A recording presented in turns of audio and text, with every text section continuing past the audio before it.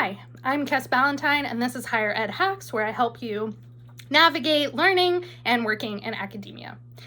This video is part of my series on the academic job market and is particularly focused on how to choose writing samples that you might submit as part of an application. So this is sort of the last video that is focusing on the materials you're going to need to submit for the applications. And then we're going to start talking about like how do you actually do applications, how do you find them, etc. But again, right now we're going to focus on choosing writing samples. So let's get into it. Okay, so some positions are going to ask for no publications. And then some positions are going to ask for multiple. What I saw was usually 3 pieces. So this can be a little bit tough for brand new folks or people who are in like their last year of their doctorate and, you know, maybe some things are under review, or maybe you're waiting on an advisor to finish something and you can't submit it until they do it, or, you know, those kinds of things. So it can be a little bit tough to have what you need. So how do you decide what to submit if and when you are asked to submit? Okay. So there are a couple of situations. So if you have no publications, if they ask you for a single piece, I recommend choosing your best course paper, or even better, a piece that you have that is under review. Or a piece that you're about to submit would be another one. So basically, if you have one in a very late stage, like you're about to submit it, or it's under review and you feel good about it, submit that. And if not, choose your best course paper. Sometimes what I understand is a lot of people don't read these, but they may want to skim it, or they may want to have a sense of sort of what you are doing and sort of your writing style.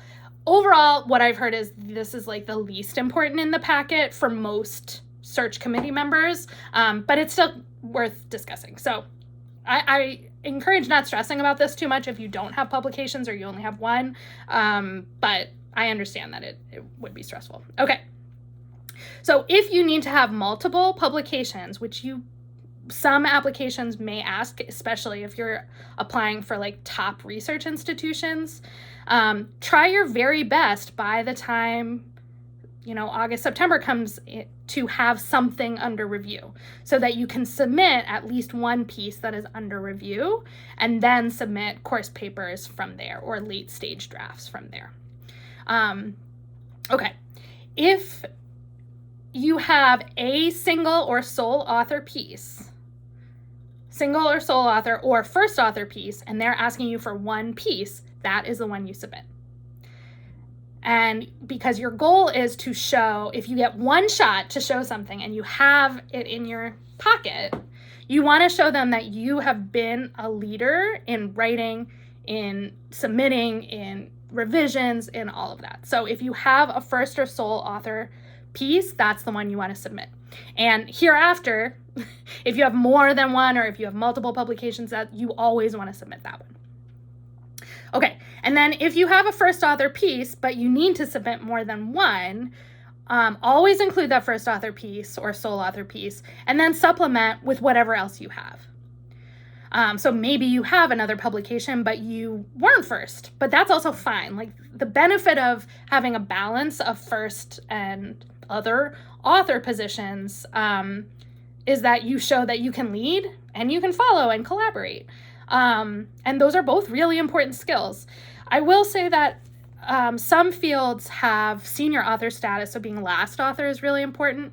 Social work tends not, at least at this point, I don't think that's as big of a deal as in like in the medical world, that's a really big deal. But having a mix is great. Okay, and then if you don't have a first author, all you have a second or other, you know, anything after first, that's fine. So if you have more than one, then you can choose, but you only need to submit one. Choose based on the relevant method or content to the position. So maybe you have 2 second author pieces, or third, or whatever, not first. And so the application comes out, but it only asks for one. How do you decide between these two? So the recommendation I would make is look at the position and kind of what are they looking for. So maybe one is substantively more what that position is looking for than the other one. Maybe that they're looking for a methodologist in a particular area and you have a paper where you use that or a similar method. That would be a good reason to pick this one over that one. Other reasons might, like the other one is like, which one do you like better? It could be which one is in a slightly better journal or what you think might be a better journal. So, really here, it's not necessarily like you're going to choose wrong, but those are just some guidelines that you could think about. Okay. Okay. If you have multiple first author and you only need to submit one, the suggestion I was given, because I had multiple first author, but I also had a sole author. So it was suggested to me to submit my sole author piece because that shows that I did all of the work for that piece. And so that just, sort of highlights your writing style, your research abilities, etc.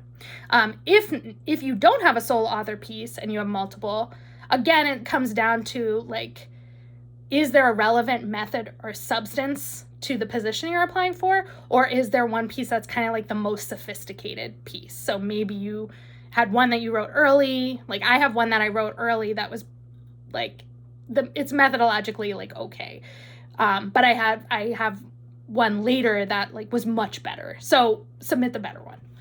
You've grown. Submit the growth. Okay, and then if you have multiple first author and you need to submit multiple, submit at least two of your first author and then add in a collaborative piece. Or where you were not the leader, you were in a following position. Okay, that may have been, I was sort of going through a table that I have in the workbook.